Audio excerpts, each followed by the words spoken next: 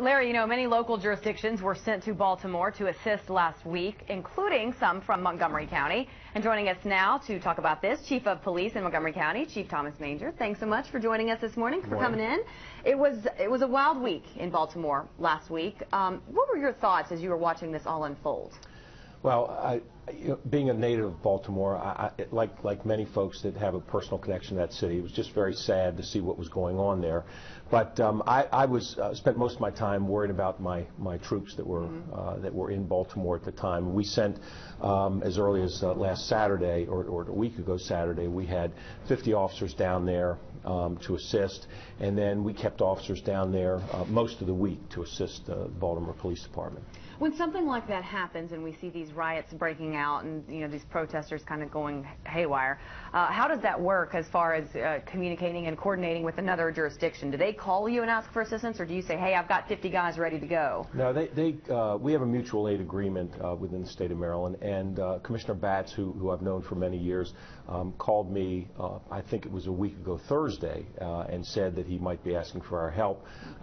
This actually is something that has a bit of history to it. I mean, it was Chuck Ramsey in D.C. back in, probably 15 years ago, that first called officers from the region to assist with some of the World Bank protests, the inaugurations, that sort of thing. So this model has been around for a while, and it really is a pretty effective way of dealing with things when you need more officers. And we saw they certainly needed as much help as they could get. Do you send guys that have riot training, or is that a typical training that any police officer would go through? No, this is specialized training. Okay. We have a civil disturbance unit. We actually call it a special events response team, okay. But it's civil disturbance training. These officers are specially equipped.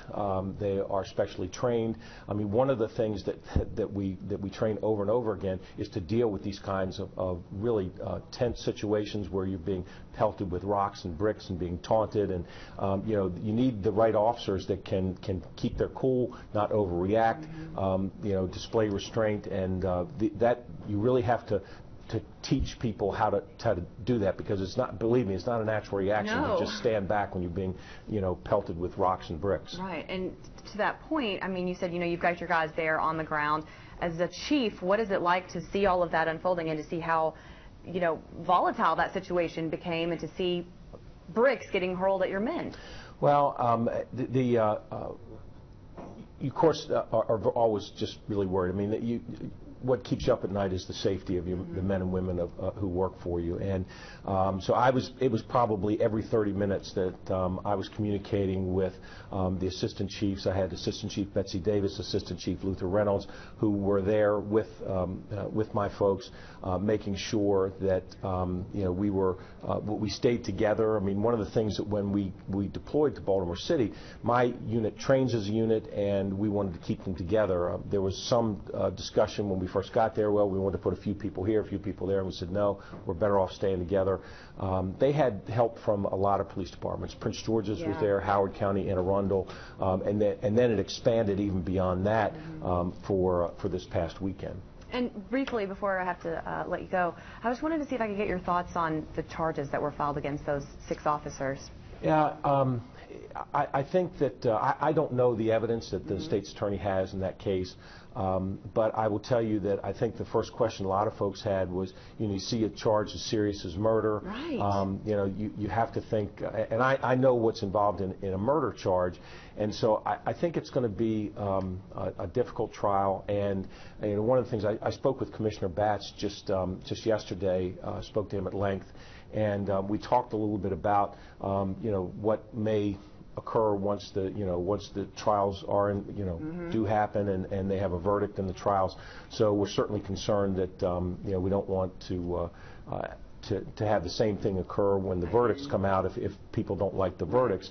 But Commissioner Batts said that he believes he has some time, and that he's hopeful that the community can get ready. And I would say just one of the most important things that my cops told me was that once Tuesday night came and the curfew was in place, that the community there was so helpful. We had folks from the neighborhood that were out assisting my police officers. They were assisting all the police officers. They were really acting acting as a buffer between some of the folks that were, trying to create problems, and the folks in the neighborhood who really wanted some calm and some peace and for things to go back to normal. So the community response was really great, and so Commissioner Batts wants to work with that so that they don't have a repeat of what occurred once the cases go to trial. Thank you so much for coming in and talking with us, Montgomery County Police Chief Tom Manger, and thank you to all of the guys who went up there and put their lives on the line to try and get that situation under control. Thank you very much. Appreciate it. Thanks.